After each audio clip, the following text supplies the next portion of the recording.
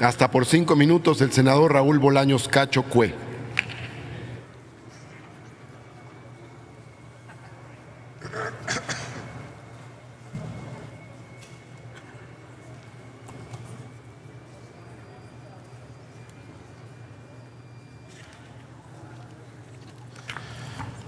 Con su venia, señor presidente.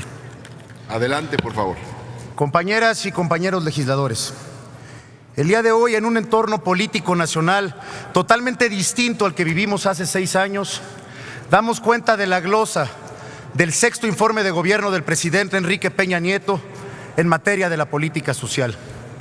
Como lo dijo el primer secretario de Desarrollo Social de nuestro país, Luis Donaldo Colosio, la pobreza no puede ser destino ni pretexto para dividirnos. Así, tenemos que entender al desarrollo social como una integralidad, como una política social que nos obliga a todos a contribuir a lo más importante que tiene nuestro país. Hoy, partamos primero de un diagnóstico, de entender cómo se mide la pobreza en nuestro país. Y permítanme recapitular. Fue en el año 2004 cuando se crea la Ley General de Desarrollo Social y en 2005 aparece la figura del Coneval, el Consejo Nacional para la Evaluación del Desarrollo Social. Y es el Coneval el que identifica a las personas que se encuentran en condiciones de pobreza en razón de 6 carencias sociales. Una persona es considerada pobre moderada cuando la aquejan 1 o 2 de estas carencias sociales. Una persona es considerada pobre extrema cuando la aquejan más de 2 de estas carencias sociales.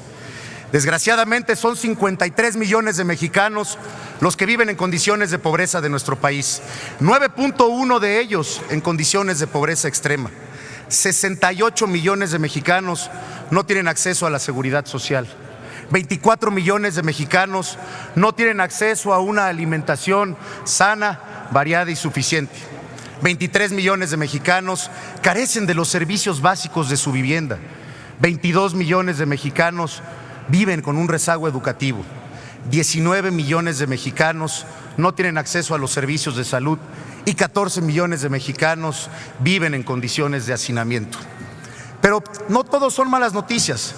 Permítanme hablar de resultados de una política pública que fue focalizada y que, si bien comenzó por enfilar todos sus esfuerzos a la carencia alimentaria con la Cruzada Nacional contra el Hambre, pronto comprendimos en México que lo que se mide se puede mejorar y enfocamos todas las acciones de gobierno a cada una de las 6 carencias sociales.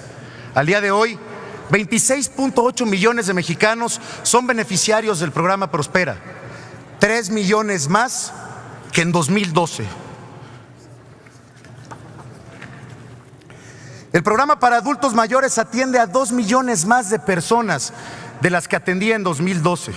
Es decir, 8 de cada 10 mexicanos son beneficiarios de este programa. El programa de estancias infantiles atiende a 1.8 millones de madres solteras y 1.2 millones de niños, 16% más que en 2012. Los comedores comunitarios de Sedesol sirven 1.2 millones de raciones de comida al día, alcanzando la totalidad de la cobertura nacional en el año 2017.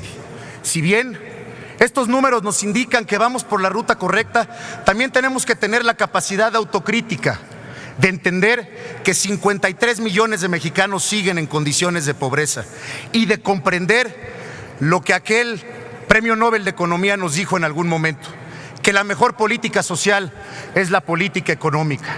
Es así como que donde debemos de reflexionar en dónde nos hemos quedado cortos.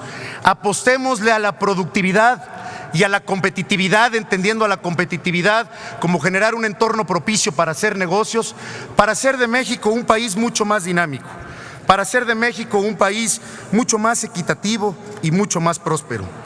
Apostémosle a la educación y a la capacitación como pilares fundamentales para lograr esa sociedad equitativa que tanto anhelamos. No olvidemos lo que nos dijo ese prócer oaxaqueño José Vasconcelos, que la mejor herramienta para combatir la pobreza es la educación. Hagamos de México un país que esté a la altura de las mejores prácticas de política internacional, como los 17 Objetivos del Desarrollo Sostenible de la Agenda 2030, para que en el año 2030 podamos estar en aptitud en nuestro país de levantar bandera blanca en cuanto a pobreza extrema y que México sea un país con mucha más inclusión social, con mucho más desarrollo económico y con un desarrollo ambiental mucho más sostenible. Señor presidente, si me permite usted un minuto para hacer público un agradecimiento a nombre del pueblo oaxaqueño a la Sedesol. Hace exactamente un año, mis paisanos y un servidor vivíamos la crisis humanitaria más grande que hemos enfrentado en la historia moderna de nuestro estado.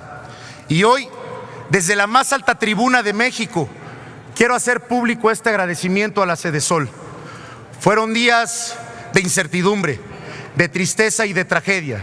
Si no hubiera sido por la solidaridad, el despliegue de funcionarios, el abasto alimentario de la Sedesol, Oaxaca no se hubiera levantado tan rápido. Juntos y en equipo demostramos que no importa la fuerza de la naturaleza, es más grande el corazón de los mexicanos cuando nos unimos. Muchas gracias, es cuanto, señor presidente. Gracias, senador.